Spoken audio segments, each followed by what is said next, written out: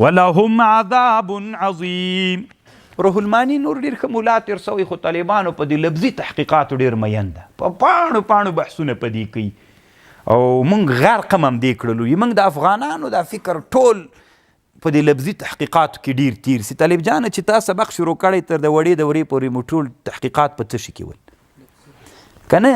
همدا لفظ مو راخیستی، مرفوع یې که منصوب یې که، اصل کې داسې و بیا داسې و، ټول دین مو دلته متمرکز کړی. دې ته هم لږ فکر وي طالبانو. ښه هدایت نحو راواخله، نحومیر راواخله، سرپیبایي راواخله، میزانی صرف راواخله، یو بل متبرک کتاب هم اوس خو لږ ورک سوی ده، جنوب کې به ډېر یادوه نه سرپیمیر. دا مبارک هم ډېر طالبانو خلکو ټول عمر به په دې کې تیر که. هغه د دغه جامي سوله عبدالغفور مبارک سو. هغه که تاسې فکر وکئ لږ طالبانو، نه وایم چې دا علوم اصل نه لري، خو طالبانو کم فکر وي ټول ژوند مو په چا کې تیریږي؟ په لفظي تحقیقاتو کې تیریږي.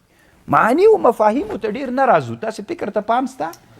نو دا هم ځان سره آینده کې یو اصل وګرځوئ.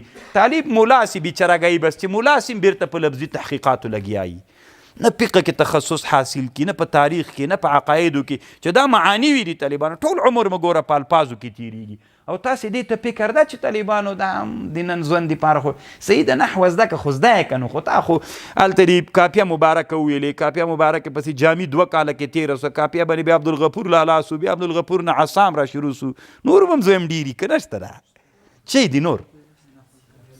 او دومره ډېر سوالې باسولی مبارک خو مو بیخي له یاده وتلی، کابلی و باسولی و.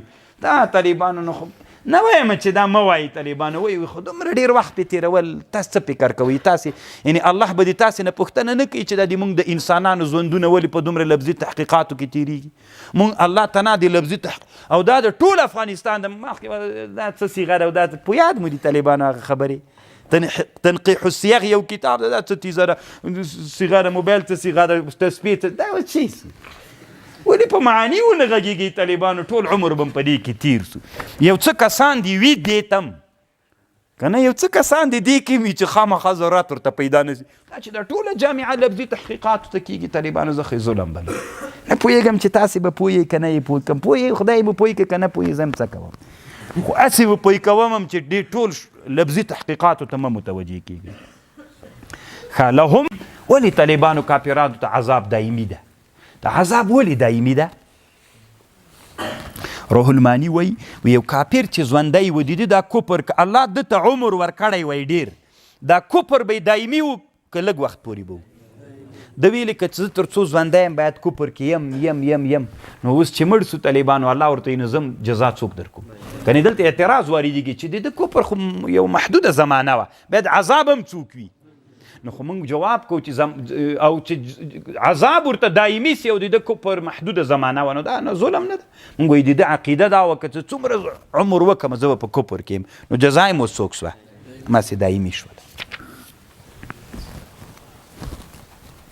یوه خبر دلته دا ده، روح المانی په دې باندې بحث کوي. اول به ادله نقلیه استعمالوي که اول ادله عقلیه؟ نقلي دلایل به اول استعمالوي، بیا به عقلیه دلایل استعمالوي. یو او بل دا د طالبانو امام رازي رحمه الله دلته یو خبره نقل کوي. دی وایي چې د امام شافعي نه دا عقل څه د طالبانو دا تر انتها نه رسي. انتها چې اخواته نور وسترګې تاسې چې دلته ناست خلک د ټولو سترګو یو اندازه پورې دید کوي که فرق لري سترګې هم داسې عقلونه هم فرق لري. د چا عقلونه تر یو جې پورې تک کولی سي بیا نور نه ځي، خو دلته چې ناست دي دا ټول سترګو بیا انتها سته که نه؟ داسې حد ته رسېږي چې خواته نور دید نسي کولی سترګو کې مو عقلونه هم طالبانو داسې دي، خواته بیا نور ادراک نسي کولی، هلته به تسلیمېږي. بیا خبر پوی دا اوس د الحاد فکر دا ټول تمرکز په عقل کیدی شي کوي چې دا ټول شیان څوک عقل. طالبانو د نن نه 200 کاله مخکې د که چاته ویلي وای چې داسې یو شی را روان ده 200 کوټې پسې دي او 100 ټنه مواد پکې بار دي او خپله را روان ده داسې داسې کېده ومیلیده د بهلې لیونیه کافر شولې منې د سره ریل ګاډی منه د سره د 200-300 کاله مخکې. نو طالبانو عقل نه منه، خو عقل اوس چې وجود ته راغی اوس عقل مني، اوس عقل نور مترقي کېږي، نو عقل ته هغه نه کوئ. یوه خبر دلته بل هم د سره واورئ. روح الماني یو بل بحث کې روح الماني طالبانو ابن عربي ته ډېره لویه عقیده لري. په ابن عربي به یو ورځ بحث درته کوم. دنیا کې دوی ابن عربي تیر سوي، دواړه مالکیان دي، دواړه اندلسیان دي، دواړه محی الدین نومي دي. یو قاضي ابن العربي ده چې ډېر ښه ملا تیر سوی، او یو صوفي ابن عربي ده. دا صوفي ابن عربي شیخ الاسلام کافر بلی، علی قاری صاحب هم کافر بلی. شامی تیر نه دفاع کوي. شامی رد المحتار کې وایي ښه ملا تیر سوی کتابونه دې څوک نه ګوري، پې پوهېږي نه وایي.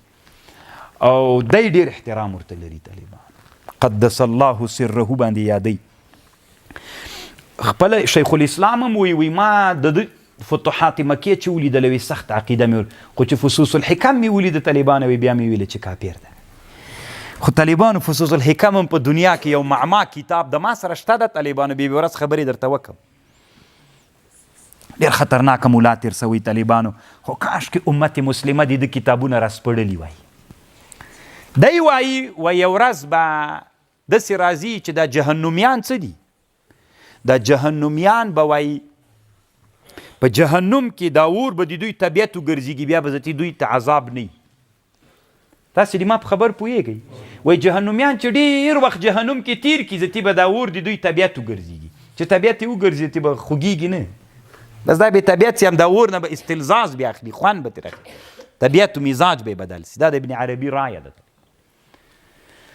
او د ابن عربي دغه رایه بعضې علماو رد کړې وي. دا د پسې دسیسه د چا له ځانه جوړ کړې. روح الماني وایي دسیسه مسیسه نه ده، بلکل صحیح رایه ده. هلته تحقیق پلانکي کتاب کې ابن عربي داسې نادرې لري طالبانو. یوه نادره یې دا ده خو چې چاته ونه وایي دی وایي فرعون شهید ده، مسلمان هم ده او شهید هم ده.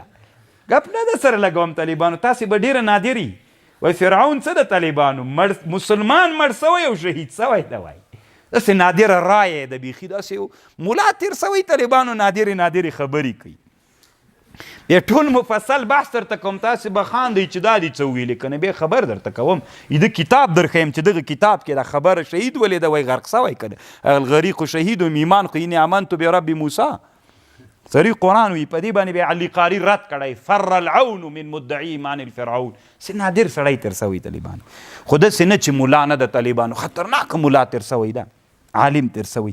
نو یوه خبر دا ده بعضې علما وایي دا د پسې څوک ده دسیسه ده. فتاوای کاملیې کې رد کړې ده. عبدالوهاب شعراني هم رد کړې. روح الماني وایي نه ردول نسته ده، بلکل دی مني. دی وایي یو وخت کې به داسې راځي چې دا حتی پناه باندې خبره کوي. جهنم به یو وخت کې پناه کېږي. دا هم ډېره خطرناکه مسله ده. جهنم به یو وخت کې پناه کېږي. دا نه تنها د ابن عربي رایه ده، دا د اسلامي امت لوی عالم د علامه شیخ الاسلام ابن تیمیه رایه هم ده طالبان. حادی الارواح الى بلاد الافراح کې ابن القیم په دې اقوال نقل کړي دي. بیا اوږده بحثونه دي طالبانو، مړه کېږئ مه، را ژوندي سئ، علوم راوسپړئ، د علماو خبرې واورئ.